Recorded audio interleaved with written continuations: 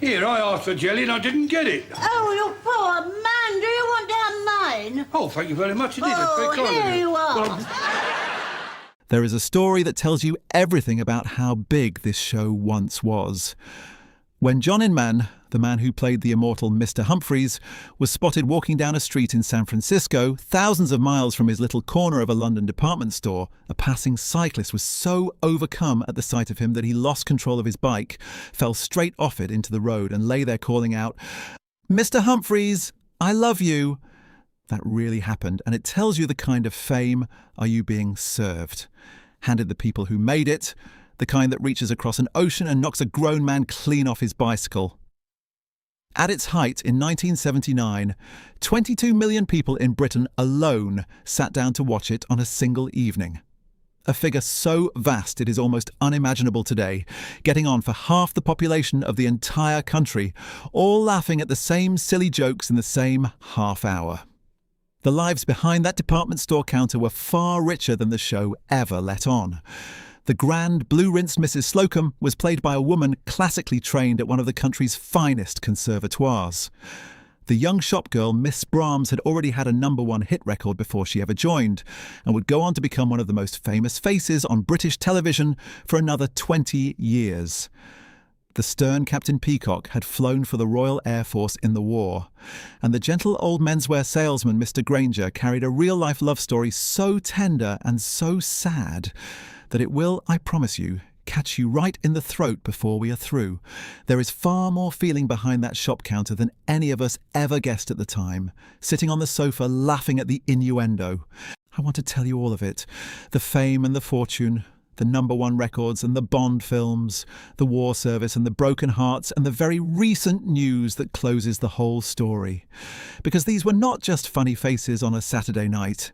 They were extraordinary people, and time has now given us the whole shape of their lives.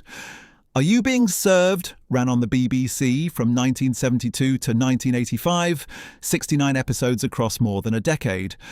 And it was created by Jeremy Lloyd and David Croft, the latter the same comedy mastermind who gave us Dad's Army and Allo Allo. It was set on the floor of Grace Brothers, a gloriously creaky, old-fashioned London department store where the customer was always right and the staff were always at war with one another. And it was, let us be perfectly honest, held together by innuendo, silly names, and the most impeccable comic timing you will ever see. A great deal of it sailing cheerfully over the heads of the children watching and straight into the laughter of the grown-ups. It sold enormously well in the United States on public television and right around the world, from Australia to Canada, and it turned a whole ensemble of gifted, hard-working character actors, most of them already well into middle age, into genuine household names almost overnight. I do have some tender news to share with you as we go along, because time has moved on since those days. But I want to say at the very start, this is not a sad film. It is a celebration of some wonderful lives. So let me walk you through the departments, one counter at a time. We begin naturally in the gentleman's ready-made department downstairs with the most famous member of staff the store ever employed. John Inman was Mr. Wilberforce Claiborne Humphries, and with a single high delighted cry of "I'm free," hands shooting up, face beaming, and a walk that was entirely his own invention, he created one of the most instantly recognisable characters in the whole history of British comedy. You can say that catchphrase to almost anyone of a certain age today, half a century on, and watch their face light up in recognition. That mincing, springing, weightless walk, by the way, he always insisted was inspired by a real window dresser he had once worked alongside as a young man in the shops. And that detail matters because Inman had genuinely served his time on a real shop floor before he ever played one on television. He knew that world from the inside, the little snobberies and the boredom and the camaraderie of it, and he poured every bit of that lived knowledge into Mr. Humphries. It was never a cartoon, it was observation. He was born in Preston, Lancashire on the 28th of June, 1935, and he did not arrive at fame the easy way. He worked his way up the hard road through seaside summer shows and end-of-the-pier variety and years of repertory theatre, learning his trade in front of holiday crowds long before a television camera ever found him. That grounding is why he was so complete a performer.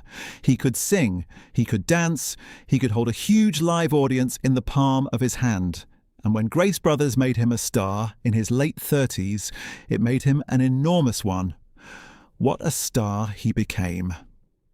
In 1976, he was voted BBC Television Personality of the Year, ahead of every newsreader and chat show host in the country.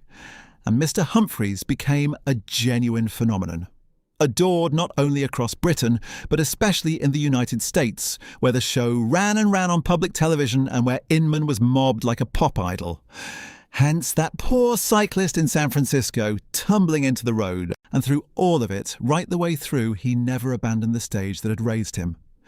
Inman was one of the finest pantomime dames Britain has ever produced, and every Christmas for decades he packed theatres up and down the land, sending families home helpless with laughter.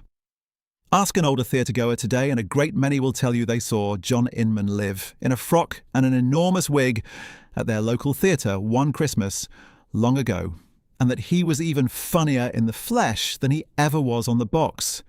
That is the mark of a real entertainer, in the old-fashioned sense of the word.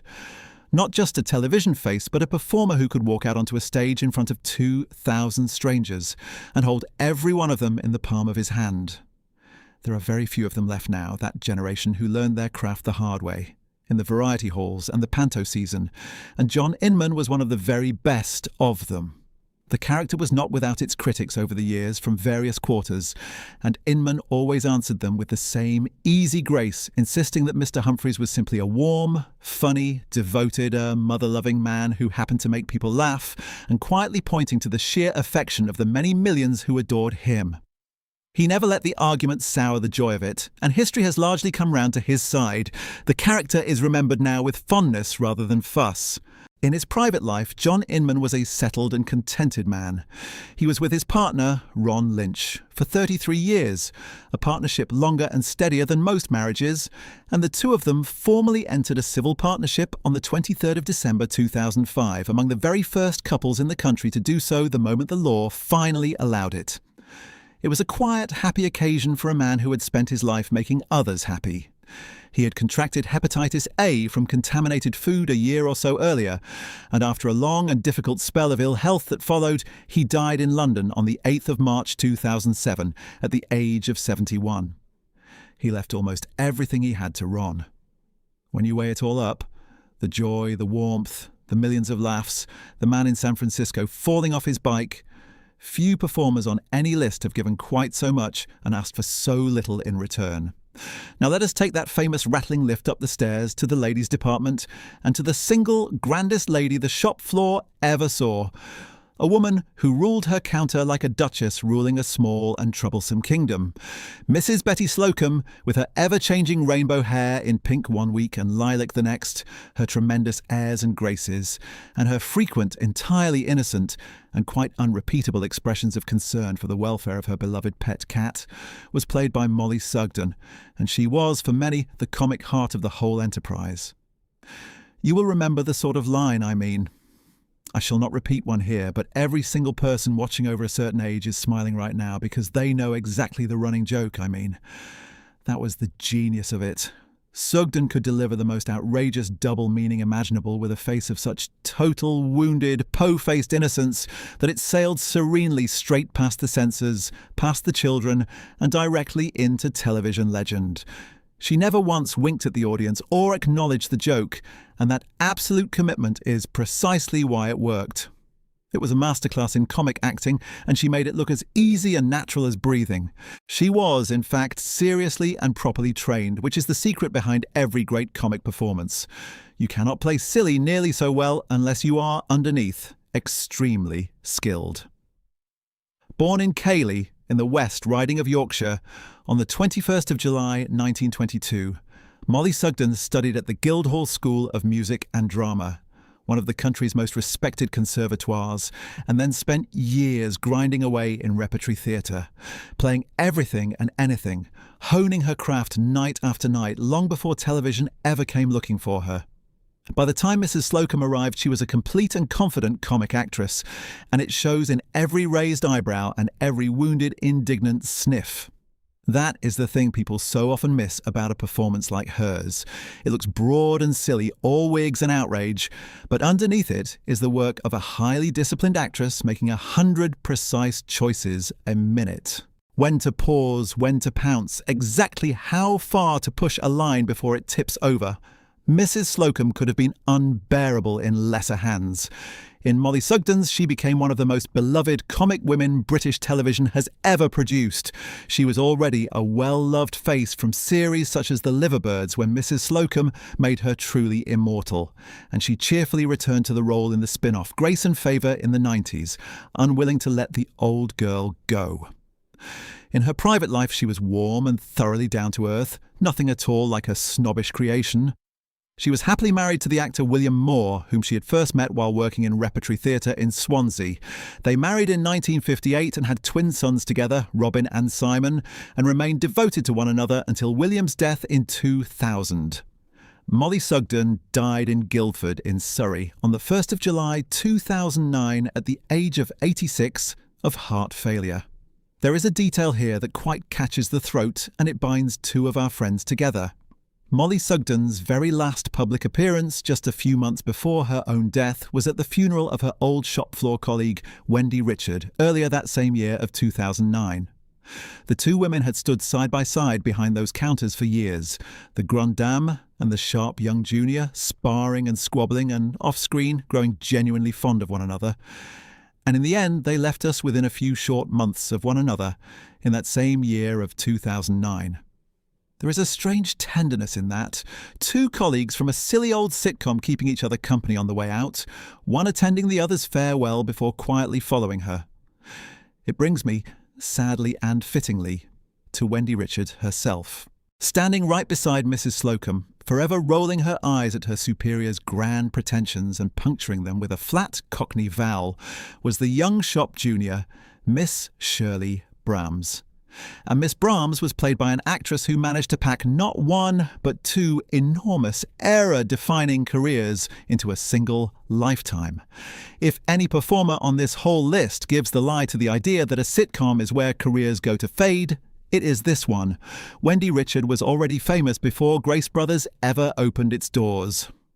Born Wendy Emerton in Middlesbrough on the 20th of July 1943, she had, at the tender age of just 18, provided the flirtatious female voice on a record that went all the way to number one in the British charts. The cheeky 1962 hit Come Outside, alongside Mike's Sarn. Imagine that, a teenage chart topper, a decade before most people ever met her as a shop girl. She then spent all 69 episodes of Are You Being Served? As the sharp, pretty, gum-chewing, no-nonsense Miss Brahms, the young Cockney foil to Mrs. Slocombe's grand heirs, and the two of them made one of the great comic double acts of the era. And yet, astonishingly, her most famous role of all was still ahead of her. In 1985, the very year that Are You Being Served finally closed its doors, a brand new gritty soap opera called EastEnders began on the BBC, and Wendy Richard was there from its very first episode, playing Pauline Fowler, the careworn cardigan-wearing heart of Albert Square. She played Pauline for more than 20 years and well over 2,000 episodes, becoming one of the most instantly recognised women in the entire country, a fixture of the nation's living rooms twice a week, and earning a richly deserved MBE in the year 2000. Very few performers ever land even one role that defines a generation. Wendy Richard landed two of them, 20 years apart, in completely different registers. Miss Brahms was light and comic and quick. Pauline Fowler was heavy, weary, real, a working-class mother worn down by life, and Richard played her with an unglamorous truth that made her one of the most believable women on British television. To be the funny young shop girl, and then, decades later, the careworn soul of the nation's biggest soap. That is not luck, and it is not the same trick done twice. It is genuine range and a work ethic to match. She simply never stopped. Behind the scenes, she fought with tremendous, quiet courage. She was first diagnosed with breast cancer as far back as 1996, and she battled the illness again and again across the following years, all while continuing to work. She left EastEnders in 2006 and even filmed a final acting role that aired after she was gone. Wendy Richard died on the 26th of February 2009 at the age of just 65. Two colossal careers, a #1 record and a national institution, all packed into one determined and much-loved life. We're halfway along the shop floor now, so let me pause a moment and ask you something, because I know so many of you watched this with your families all those years ago. Which department did you love best? The chaos and the catchphrases of the menswear counter downstairs, or the airs and graces of the ladies' department up above? And go on, tell me honestly, can you still hear Mr. Humphries crying, "I'm free," in your head right now, clear as anything, after all these years? I'd genuinely love to know. Share your favourite Grace Brothers moment in the comments below. I read every single one, and the memories you leave down there are one of the real joys of making these videos. Right then, on to the man who kept order over the whole floor.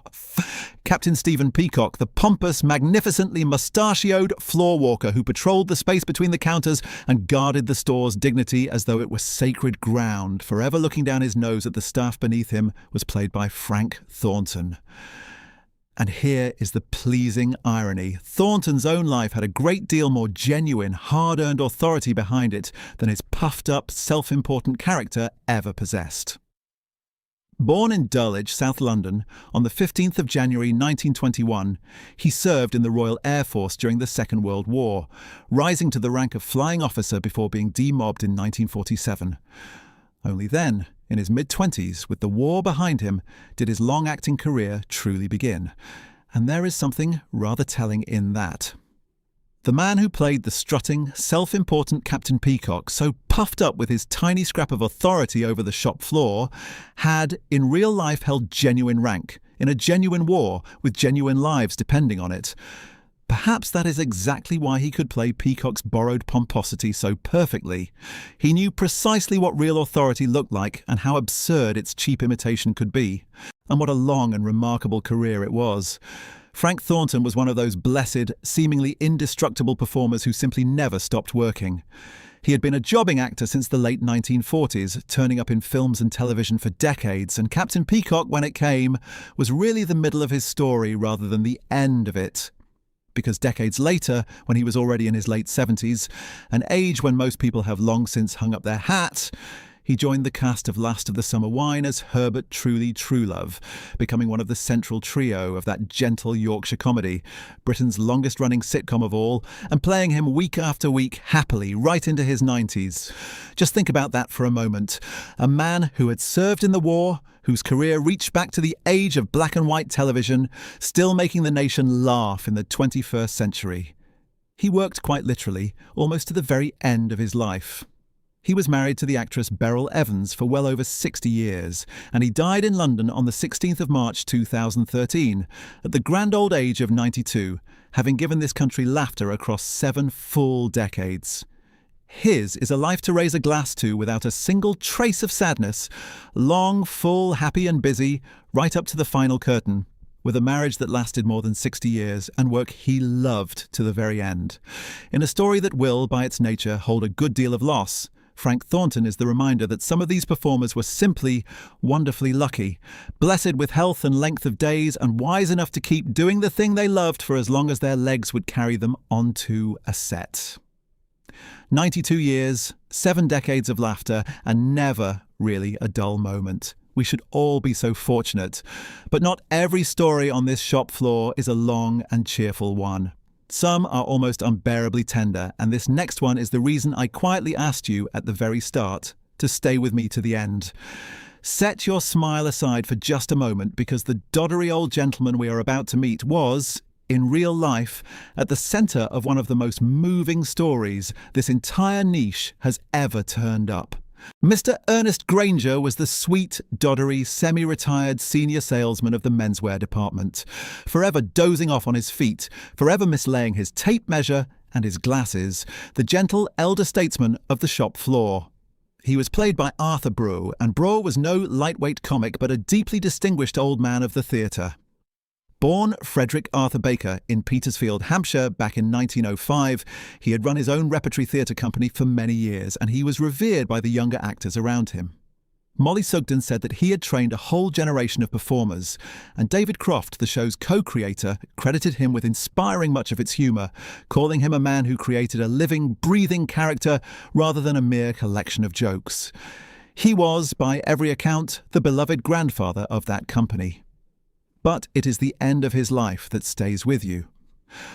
Arthur Brough had been married to his wife Elizabeth for very nearly 50 years, half a century of a shared life. In March 1978, Elizabeth died, and Brough was so utterly heartbroken that he told his family quite simply that he was finished. He announced that he intended to retire from acting altogether. He had no wish and no heart to carry on without her at his side. When the producers gently reached out, hoping to coax him back and write him into the next series, he was staying with his daughter, lost in his grief. He never made it back to the studio. Arthur Brough died just 2 months after his beloved Elizabeth on the 28th of May 1978 at the age of 73. Those who knew him best had no doubt at all about what had really taken him. After 50 years together, he had died of a broken heart, unable and unwilling to be in the world without her. It is one of the most quietly devastating love stories in all of British television, and it was hidden, all that time, behind a doddery old comic character forever nodding off in the menswear department. Nobody watching those episodes could have guessed that the gentle old man on their screen would soon follow his wife out of pure grief. And out of genuine respect and real affection, the writers chose never to recast his part. Mr. Grainger was not replaced. He was simply and very tenderly allowed to be gone. An empty space left on the shop floor where a much-loved man had stood, a small act of grace by his colleagues that tells you how deeply he was cherished. When I think of everything hidden behind these silly old sitcoms, everything we never knew as children watching them, it is Arthur Brough I think of first.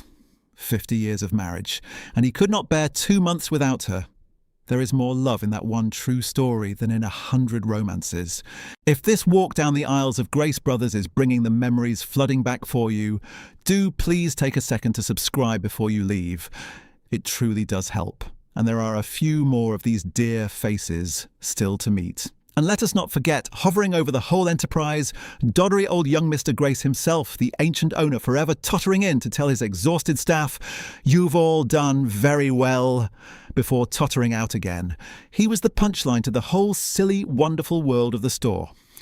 But let me gather up the rest of the department now, because every one of them mattered, and every one of them has a story worth the telling. Mr. Lucas, the cheeky, work-shy, girl-chasing junior salesman forever pursuing Miss Brahms and gently needling Captain Peacock, was played by Trevor Bannister, and in the early years he was one of the show's biggest draws, sharing top billing with Mollie Sugden herself. Born in Durrington, Wiltshire on the 14th of August 1934, Bannister left the series around 1980 when a long theatre tour clashed with the filming schedule, and like so many of this company, he found a warm later home in Last of the Summer Wine. He was a devoted man of the theatre above all else, and a pantomime dame for more than 35 years, delighting children up and down the country every single Christmas. The kind of unsung, hard-working trooper who is the real backbone of British entertainment, far from the television cameras, out in the provincial theatres where the audiences actually are, and the laughs have to be earned live, twice a day, in the cold. He died on the 14th of April 2011 at the age of 76 of a heart attack, out working on his beloved allotment, which is, when you stop and think about it, one of the gentlest and most fitting places a keen gardener could ever choose to slip away, among his own vegetables, on a spring day, doing something he loved. And presiding over them all, ineffectually from his little glass office, was Mr. Cuthbert Rumbold, the pompous, hopeless manager with the extraordinary jug ears and the endless committee meetings, played by Nicholas Smith. Born in Banstead, Surrey, on the 5th of March 1934, Smith gave Rumbold exactly the right note of bumbling, self-important uselessness. And he, too, happily reprised the part for the Grace and Favour revival years later. Here is a lovely late surprise about him, though, one that always makes me smile. In 2005, Nicholas Smith lent his warm, fluting, unmistakable voice to the character of the Reverend Clement Hedges in the Oscar-winning animated film Wallace and Gromit, The Curse of the Were Rabbit. introducing himself, without their ever knowing it, to a whole new generation of children who would grow up loving that voice with no idea that it had once belonged to the manager of a fictional department store. He worked, in other words, right to the very top of British film, lending that gentle voice to one of the most acclaimed animated films this country has ever made. It is a lovely thought that a whole generation of children fell in love with a voice, giggling at a balmy vicar and his enormous vegetables, with no idea that it belonged to the fussy old manager of Grace Brothers.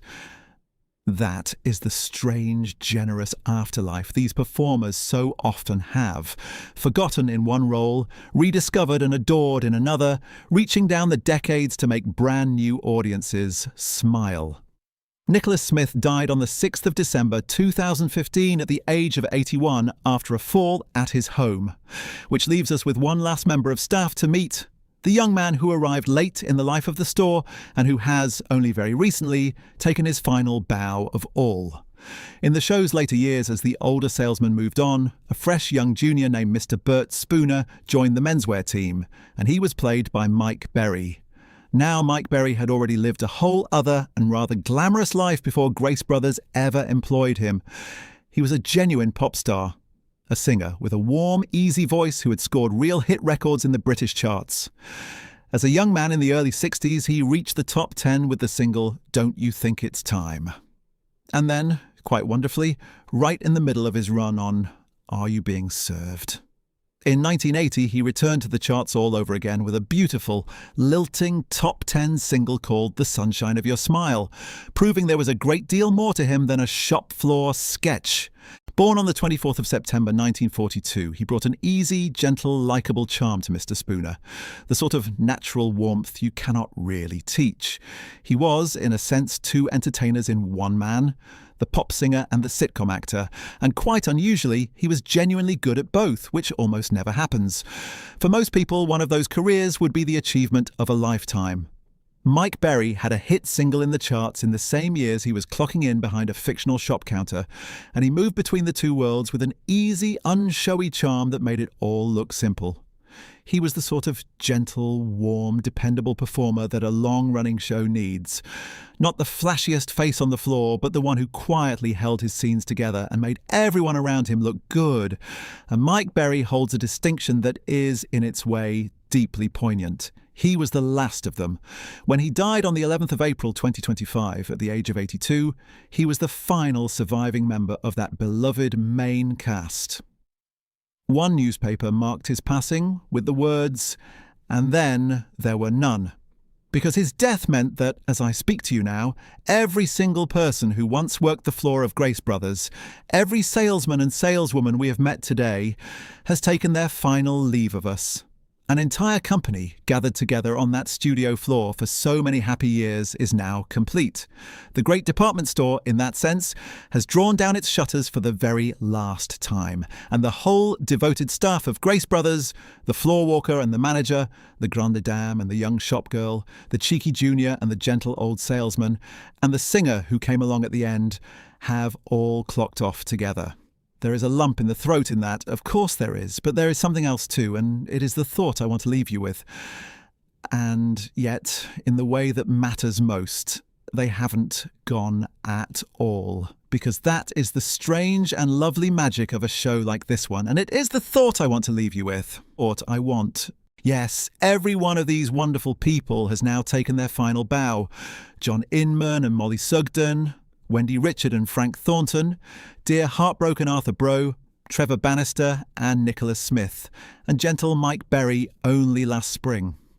Between them, they gave the better part of a century of pleasure to this country and to the world, and each and every one of them, as you have now heard, had a life far bigger and braver and more interesting than the little character we knew them by.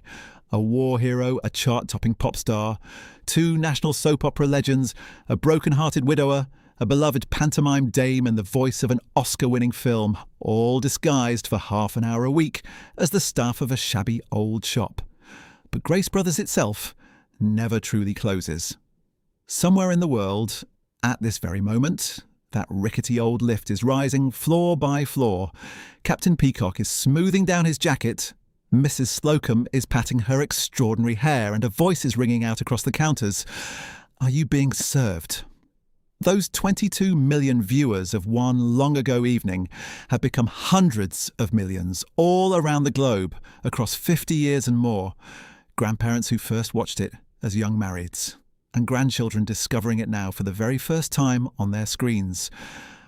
And not one of those laughs has faded with the years. They are all still there, waiting exactly where the cast left them for us. So this is not really a goodbye, not truly.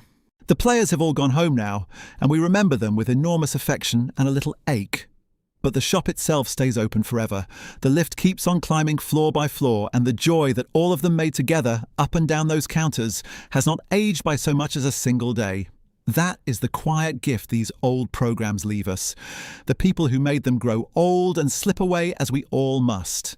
But the laughter they built is fixed in place, ageless, waiting patiently on a screen for the next person to come along and press play. In that sense, none of them is really gone at all. They are all still there at Grace Brothers, still being served, still serving us. Thank you so much, as ever, for browsing the old departments with me here today. Mind the lift doors on your way out. Ground floor, perfumery, and I'll see you again in the very next one.